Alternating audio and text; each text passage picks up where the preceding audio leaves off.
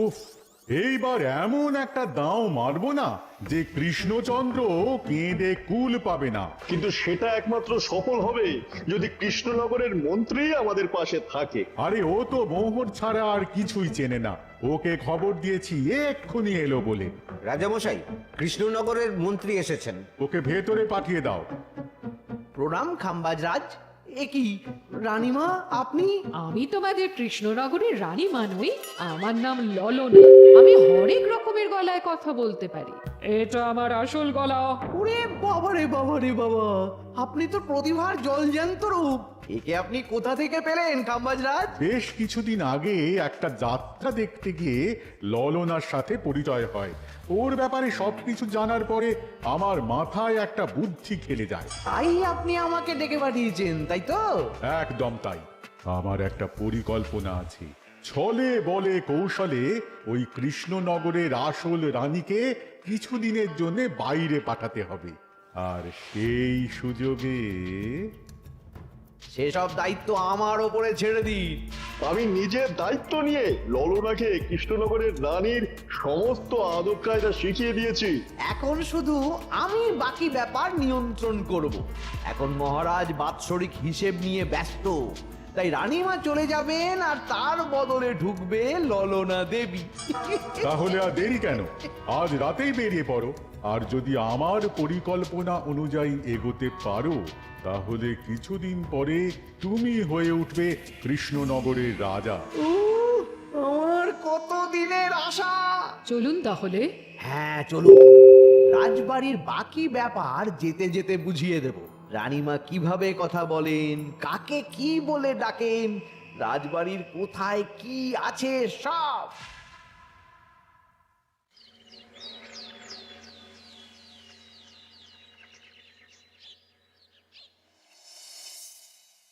কি গো গিন্নি, জ্বরটা নেমেছে? এই জ্বরটা কমেছে, কিন্তু শরীরটা খুব দুর্বল গো। তুমি পারলে ভাতটা রান্না করে রাজবাড়ি যাও, আমি বেলার দিকে এই কিছু একটা তরকারি করব।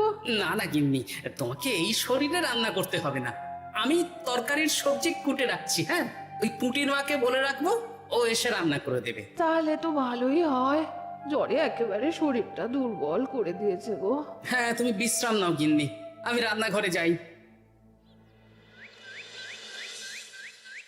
দেখি গোপাল আজকে এখনো এলো না। ও কোনোদিন সময় এসেছে মহারাজ?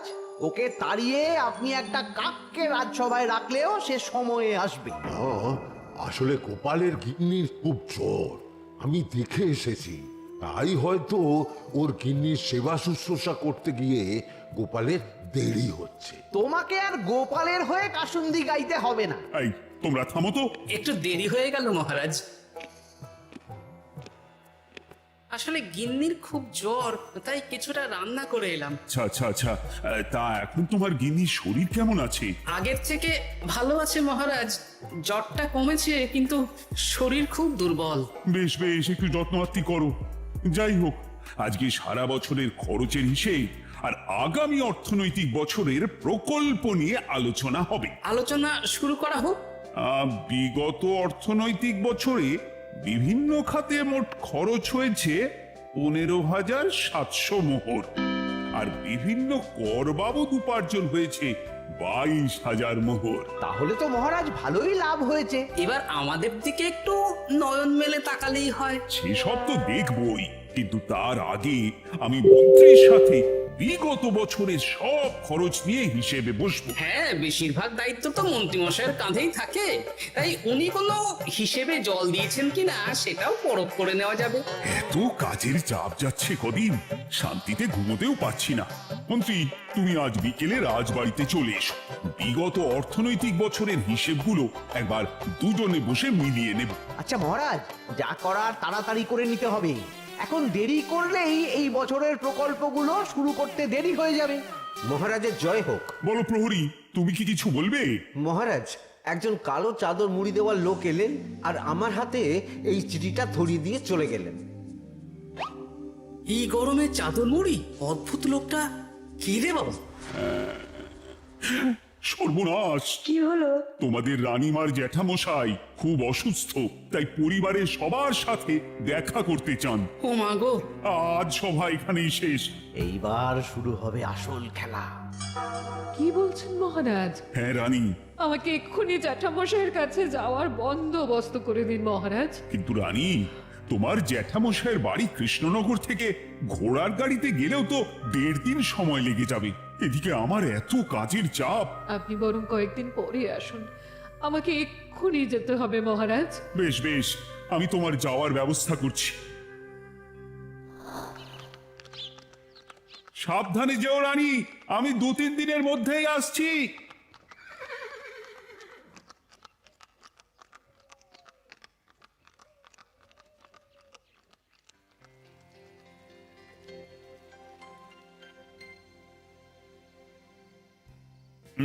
মন্ত্রী, বিগত অর্থনৈতিক বছরে আমাদের পাঠশালার উন্নতির জন্য কত খরচ করা হয়েছিল একটু দেখো তো।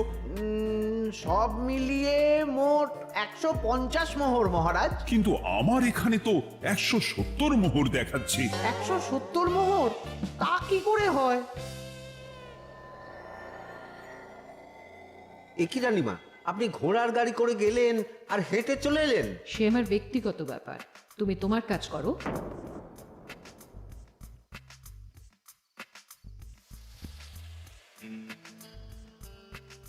এ কি রানী, তুমি চলে এলে? আমার শরীরটা খুব একটা ভালো লাগছে না মহারাজ, পেটটা কামড়াচ্ছে, তাই সহিসকে বললাম ঘোড়ার গাড়ি নিয়ে জ্যাঠামশাইকে দেখে আসতে, আর আমি বাড়ি চলে এলাম। ও, সহিস এসে খবর দেবে, তারপর আমি আর আপনি দুজনে একসাথে যাব। বেশ বেশ, ঠিক আছে রানী, তুমি বিশ্রাম নাও। বিশ্রাম না, আমি একটু স্নান ঘরে যাব, পেটটা কেমন মোচড় দিচ্ছে। মহারাজ কিছুই বুঝতে পারেনি, মজা জমবে।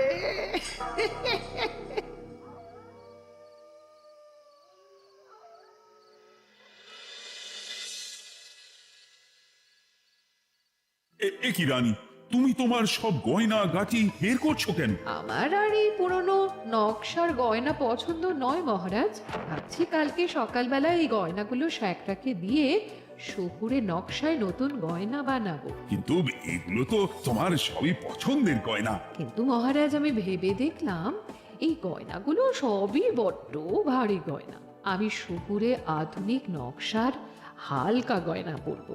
এমনিতে জ্যাঠামশাইয়ের শরীরটা ভালো নেই, মনটাও ভালো নেই, ও, পেটটা কেমন মোচড় দিচ্ছে, আমি আরেকবার স্নান ঘরে যাব।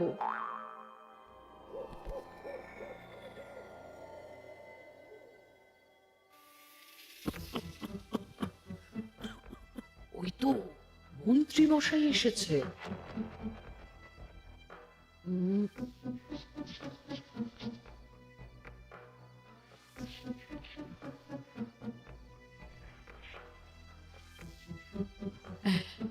এই রাজ্যে গোপাল আমার শত্রু, কালকে থেকে গোপালকে খাটাবে।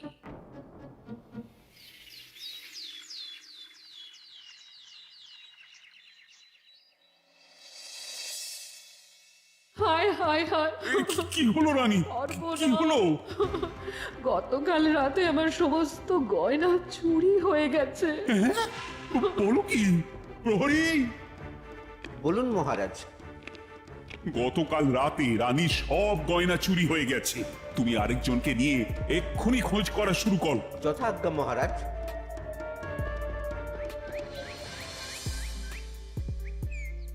আমার সব গয়না চুরি হয়ে গেল, এবার আমি কি করব? আরে রানী, তুমি কেঁদো না, সেই সকাল থেকে কেঁদেই চলেছ। আমি তো প্রহরীকে খোঁজ করতে পাঠিয়েছি। এই সব প্রহরী কর্মচারী কাউকে বিশ্বাস হয় না আমার, আজ থেকে সবাইকে ছুটি দিয়ে দেব। কি বলছো তুমি?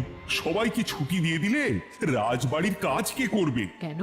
আমাদের সবচেয়ে বিশ্বাসযোগ্য সভাসদ গোপাল আজ থেকে রাজবাড়ির সব কাজ গোপাল করবে। কি বলছো? আপনি কি বলতে চাইছেন? গোপাল বিশ্বাসযোগ্য না?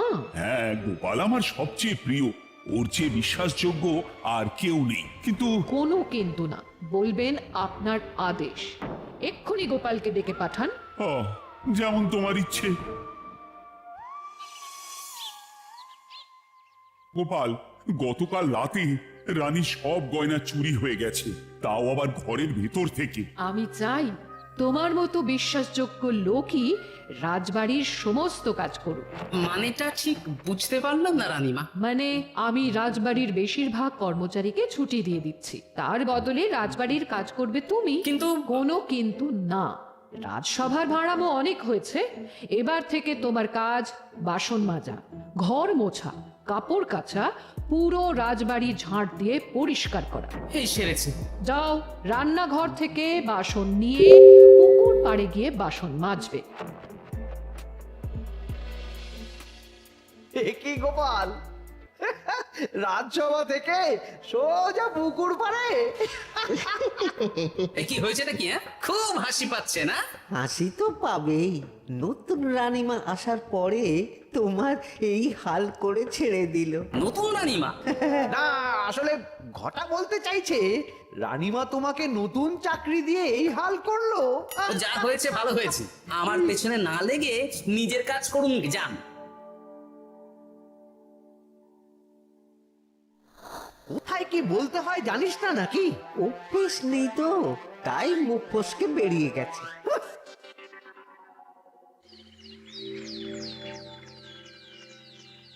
রাজ্যে চোরের উপদ্রব বেড়ে গেছে, তাই আমরা কিভাবে চোরের উপদ্রব কমানো যায় সেই নিয়ে আজকে একটা আলোচনা করব।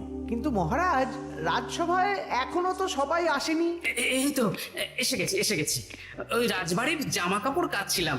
এ কি, গোপাল এখন রাজবাড়ির জামা কাপড় কাচে? হ্যাঁ, সেসব করতে গিয়ে আমার নিজের জামা কাপড়ই ভিজে গেল, তাই বদলে এলাম। মহারাজ, রানীমা ঘোড়ার গাড়ি করে এসেছেন। মানেটা কি? রানী তো রাজবাড়িতেই আছে। কি মহারাজ, আমি প্রহরীদের কাছে শুনলাম আমার মতন দেখতে কেউ রাজবাড়িতে উড়ে এসে জুড়ে বসেছে। মানে তুমি তো আগেই চলে এলে। কি কাণ্ড! এই কে? শুনলাম আমার মতন দেখতে কেউ এসেছে। ও আচ্ছা, আপনি। তা কি চাই আপনার? বোঝো কাণ্ড, একরকম দেখতে একরকম গলা, এ বলে আমি আসল, ও বলে আমি। হয় হয় হয়, আসল নকল বোঝাই দায়। একটা নয়, দুটো রানী। আমার জ্যাঠামশাই একদম সুস্থ। এই মহিলা নিশ্চয়ই ভুয়ো চিঠি দিয়ে নিজের রাজবাড়িতে ঢোকার সুযোগ খুঁজছিল। একদম বাজে কথা বলবেন না। আপনি কে সত্যি করে বলুন। সমস্যা সমস্যা, ঘোর সমস্যা। আমার কোনো পাণ্ডিত্য দিয়ে বুঝতে পারছি না কে আসল আর কে নকল। আমি আসল, বিশ্বাস করুন। আমি তো এই মাত্র এলাম। না, আপনি নকল, আমি আসল। কিভাবে বুঝবো? আমি বলবো মহারাজ, এই যে এই রানী আসল। হ্যাঁ, কিন্তু মন্ত্রীমশাই, আপনি কি করে বুঝলেন? না মানে এই রানীমা তোমার উপরে এত ভরসা করে রাজবাড়ির কাজ করাচ্ছেন, কাউকে বিশ্বাস করেননি, একমাত্র তোমাকে বিশ্বাস করেছেন। এত ভালোবাসা, এত বিশ্বাস কার থাকতে পারে বলো? মানে গোপাল, তুমি রাজবাড়ির কি কাজ করছো? বাসন মাজা, ঘর মোছা, বাগান পরিষ্কার, অনেক কাজ করছি রানীমা। আপনার সব গয়না চুরি হয়ে গেল, তাই কাউকে বিশ্বাস করা যাবে না বলে ওই রানীমা আমাকে কাজে রাখলেন। এই ওই বন্ধ করে একটা উপায় বের করো। বেশ বেশ, আমি ধরে নিচ্ছি দুজনেই আসল। তাই আপনাদের দুজনকে আমি পরীক্ষা নেব, দেখব কে উত্তীর্ণ হন। তাই নাও।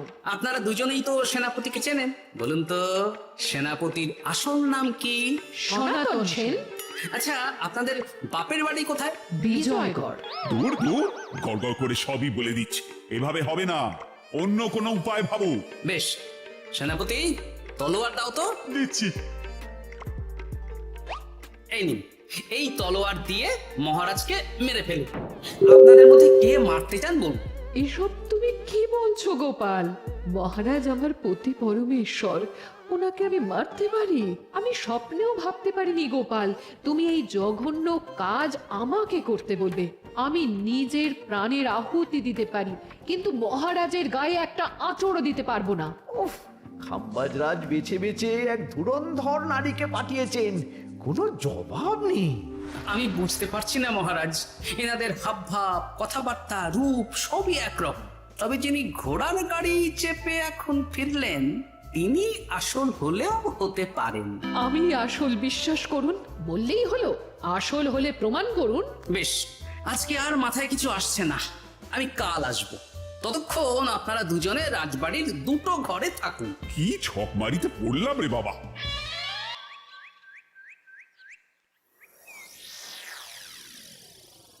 ললনা একদম তৈরি হয়ে এসেছে।